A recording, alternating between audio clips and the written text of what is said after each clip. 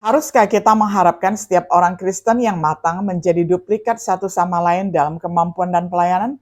Tidak.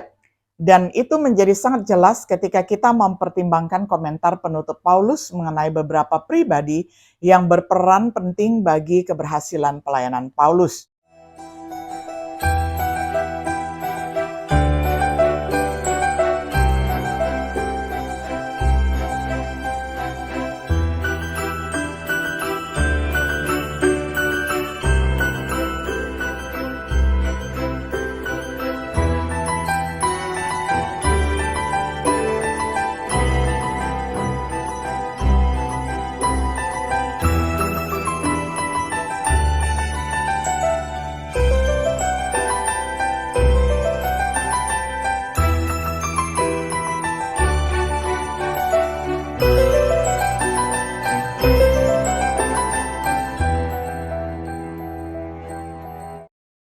Shalom, sahabat Biblika yang dikasihi oleh Tuhan. Senang sekali hari ini kita dapat berjumpa kembali di dalam acara Refleksi Sahabat Biblika. Hari ini merupakan episode yang terakhir di dalam serial pembahasan Kitab Kolose, yakni episode yang ke-13 dengan tema Tali Kedua Tuhan. Saya akan bacakan firman Tuhan dari Kolose 4 ayat 7 hingga ayat yang ke-18.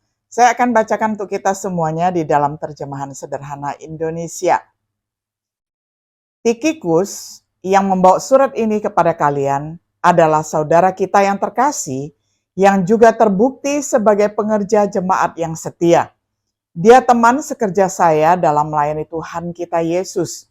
Dia akan menceritakan kepada kalian tentang semua yang sedang terjadi pada saya, dan saya mengutusnya kepada kalian agar dia mengetahui keadaan kalian di sana dan menguatkan hati kalian.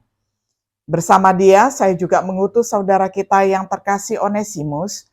Onesimus berasal dari jemaat kalian, dan dia sangat setia kepada Yesus. Dua saudara kita itu akan menceritakan tentang semua yang sedang terjadi di sini. Aristarkus yang juga dipenjarakan bersama saya mengirim salam kepada kalian. Markus, saudara sepupu Barnabas, juga menyampaikan salam. Saya sudah mengirim berita kepada kalian tentang Markus. Kalau dia datang, saya harap kalian menerimanya dengan baik.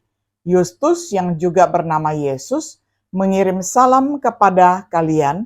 Hanya mereka bertigalah rekan sepelayanan saya yang juga orang Yahudi. Mereka sudah bekerja keras sehingga semakin banyak orang menjadi warga kerajaan Allah. Betapa terhiburnya saya karena mereka.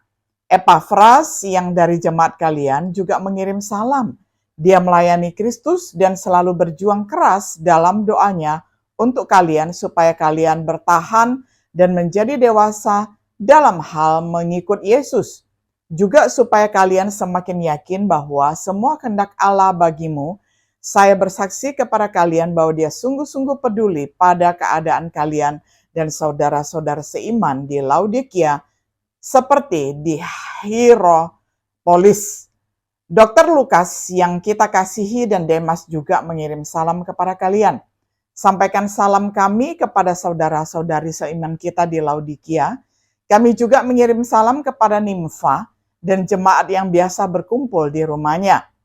Sesudah surat ini dibacakan kepada jemaat kalian, tolong kirimkanlah ke Laodikia supaya mereka juga membacanya. Dan saya harap kalian pun membaca surat yang sudah saya tulis kepada jemaat di Laodikia. Tolong sampaikan kepada Arkhipus, perhatikan baik-baik supaya kamu menyelesaikan tugas yang diberikan kepadamu sebagai pelayan Yesus penguasa kita. Saya, Paulus, menulis dalam salam penutup ini dengan tangan saya sendiri. Salam dari saya, jangan lupa mendoakan saya yang sedang terikat di penjara ini. Akhir kata, saya berdoa kiranya Allah selalu berbaik hati kepada kalian masing-masing. Amin. Sampai sedemikian jauh pembacaan firman Tuhan dari Kolose 4 ayat 7 hingga ayat yang ke-18. Sahabat Biblika yang dikasihi oleh Tuhan, kami telah menekankan di seluruh studi Kolose ini bahwa kita sempurna di dalam Kristus. Kolose 2 ayat 9-10. Menjadi sempurna di dalam Kristus atau sempurna di dalam Kristus, Kolose 1 ayat 28, tentu menjadi tujuan setiap orang Kristen.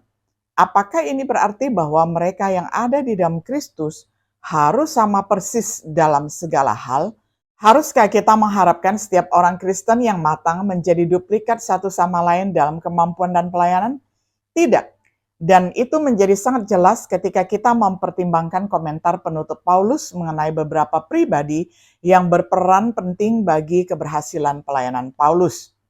Membaca komentar Paulus tentang orang-orang ini mengingatkan kita pada kunci sukses tim olahraga manapun. Kekuatan pemain cadangan ataupun tali kedua yang mendukung para pemain kunci. Jadi saat kita sampai pada bagian terakhir dari kitab Kolose ini, kita berharap tidak menganggap komentar penutup Paulus ini sebagai sesuatu yang harus segera diabaikan. Ada pelajaran penting yang bisa kita petik dari ayat-ayat ini. Kita diingatkan akan kebutuhan dan nilai tali kedua Tuhan. Pertama, kita diperkenalkan kepada orang yang menjadi utusan. Ayat 7-9 yakni bernama Tikhikus yang dicatat di dalam ayat 7-8. Tikhikus digambarkan sebagai saudara yang terkasih, pelayan yang setia, dan sesama hamba Tuhan. Kita membaca tentang dia di dalam Kisah Para Rasul 20 ayat 4 sebagai salah satu dari mereka yang menemani Paulus.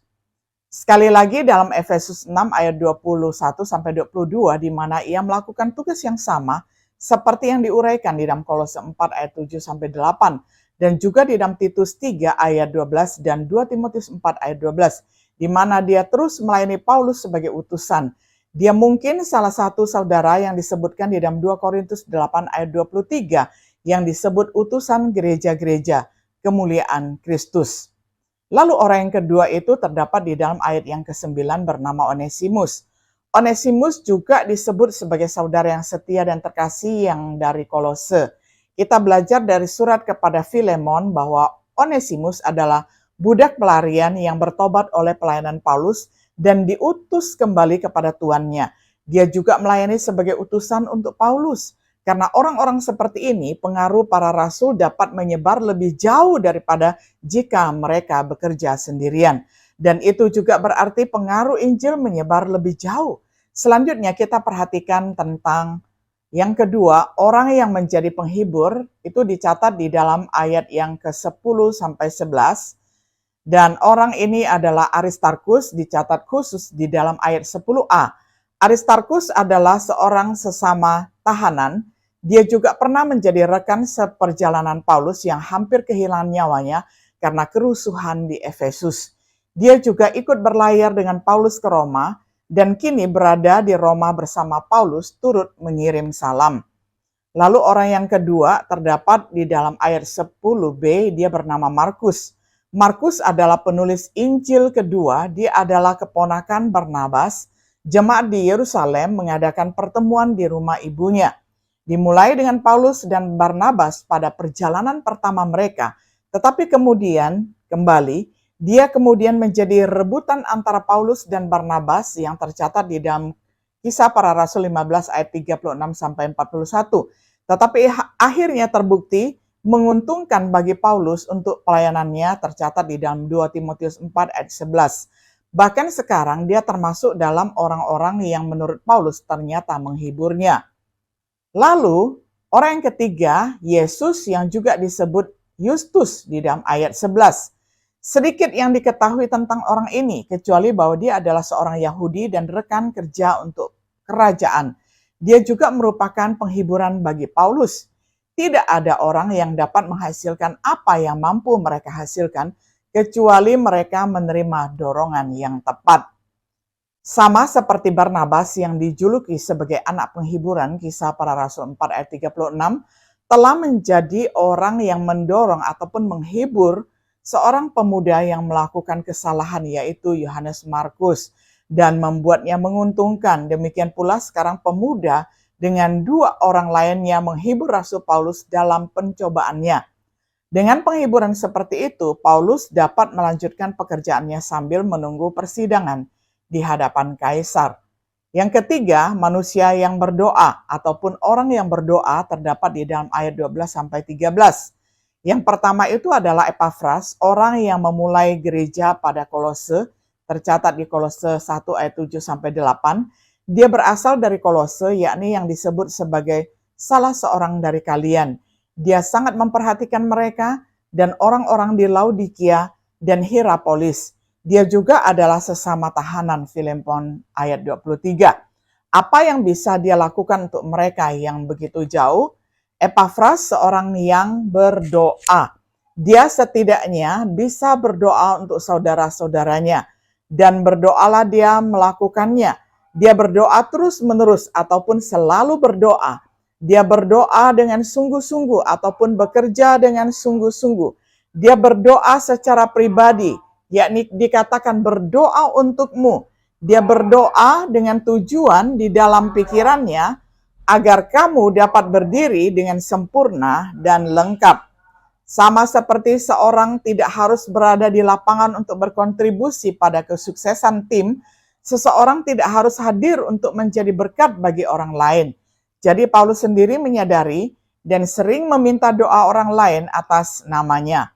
2 Tesalonika 3 ayat 1 sampai 2 yang terakhir kita sekarang memperhatikan.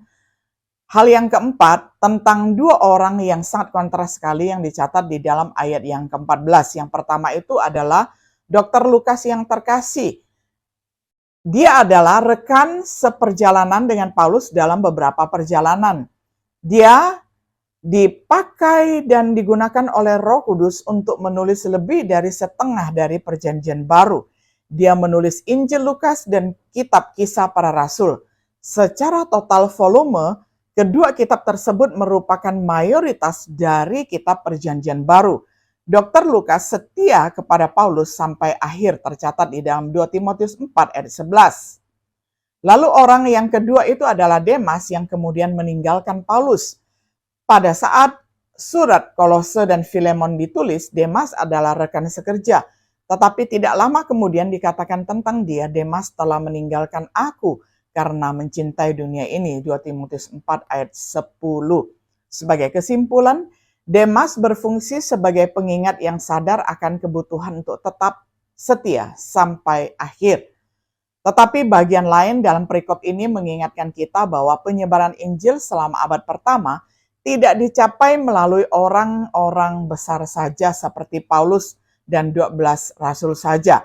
Pekabaran Injil sangat dibantu oleh pria dan wanita rendah hati yang bersedia melayani sebagai tali kedua ataupun tim cadangan, yang melayani sebagai utusan ataupun penghibur, pejuang doa dan pelayan bagi mereka yang memiliki pengaruh yang lebih besar daripada diri mereka sendiri.